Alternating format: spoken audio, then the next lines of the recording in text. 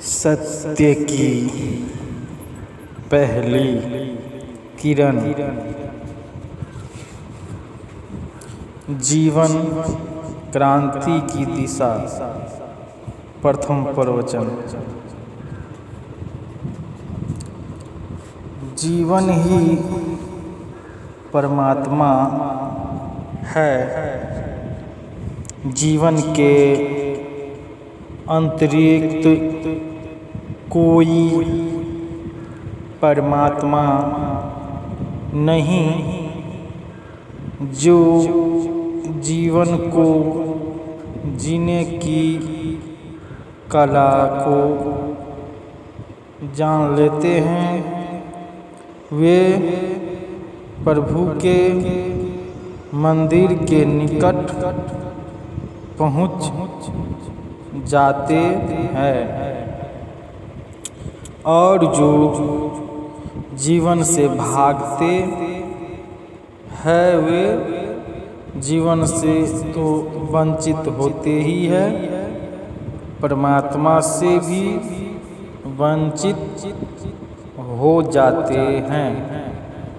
परमात्मा अगर कहीं है तो जीवन के मंदिर में विराजमान है और जिन्हें भी उस मंदिर में प्रवेश करना है वे जीवन के प्रति ध्यानता का बांध, आनंद और अनुग्रह का भाव लेकर ही प्रवेश कर सकते हैं।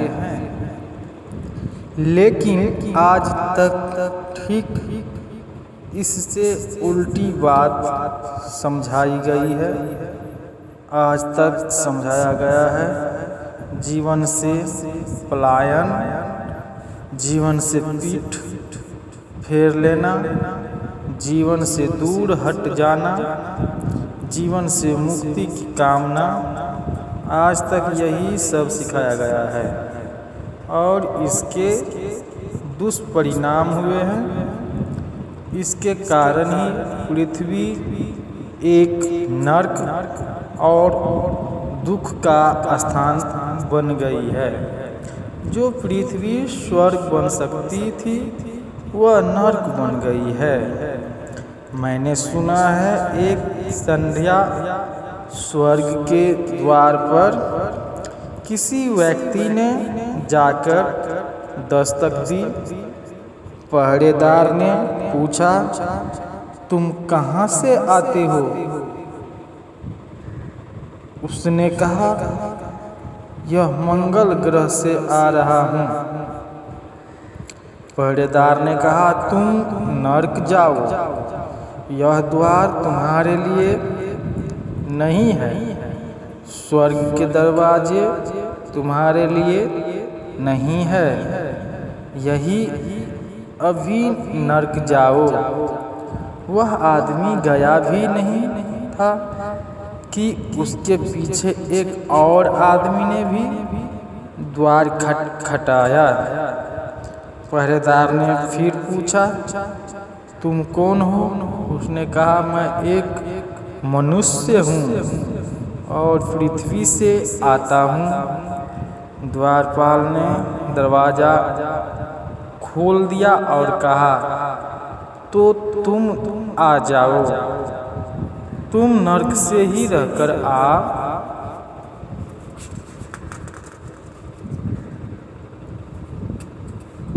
रहे हो। तुम्हें और किसी नरक में जाने की जरूरत नहीं।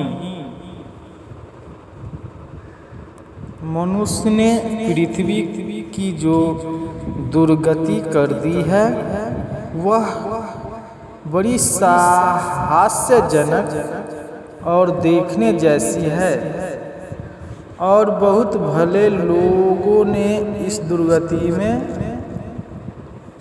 हाथ बटाया है। वे सारे लोग जिन्होंने जीवन की निंदा की है और जीवन को तिरस्कृत की है, जिन्होंने जीवन को असार और बुरा कहा है, जिन्होंने जीवन के प्रति घृणा सिखाई है, उन सारे लोगों ने पृथ्वी को नर्क बनाने में हाथ बटाया है। जीवन के प्रति दुर्भाव छोड़ना होगा।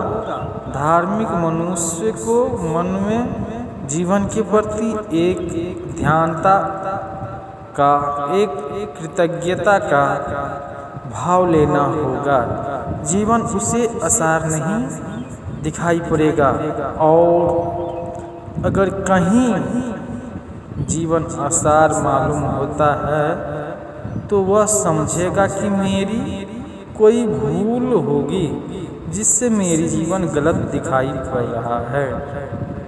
जब भी जीवन गलत दिखाई पड़ता है तो धार्मिक आदमी अपने को गलत समझते हैं, लेकिन मनुष्य की पुरानी भूलों में से एक यह है कि अपनी भूल दूसरे पर थोप देने की उसकी पुरानी प्रवृत्ति, अपनी गलती को, अपने दोष को, अपनी व्यर्थता को हम जीवन भर थोप कर मुक्त हो जाते हैं कि जीवन ही दुख है, हम क्या करें।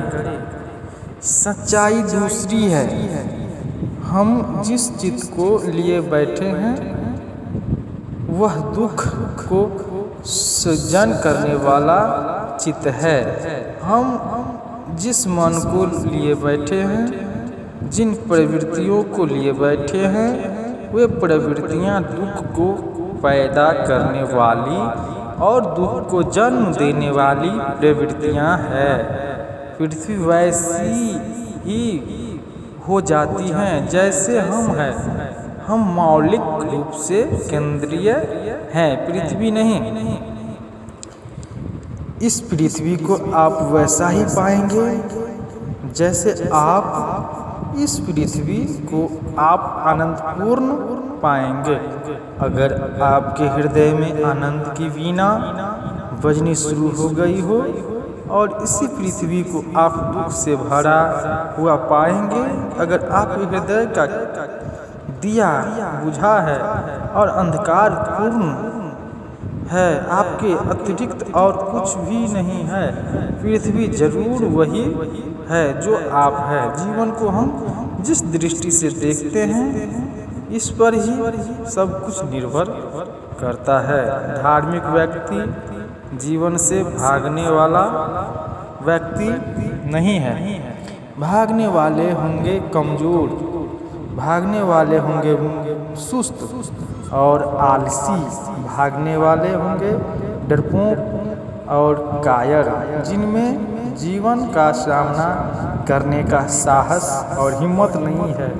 धार्मिक व्यक्ति से ज़्यादा साहसी तो कोई होता ही नहीं, उससे ज़्यादा साहस तो किसी के भीतर होता ही नहीं। धार्मिक व्यक्ति भागता नहीं है, स्वयं को बदलता है और स्वयं ही बदलाहट के साथ ही पाता है कि सारा जीवन बदल गया है। जिस दिन वह खुद को बदल लेता है उस दिन वह पाता है कि सारे जीवन की पूरी स्थिति बदल गई है, जीवन कुछ और हो गया है। हमारी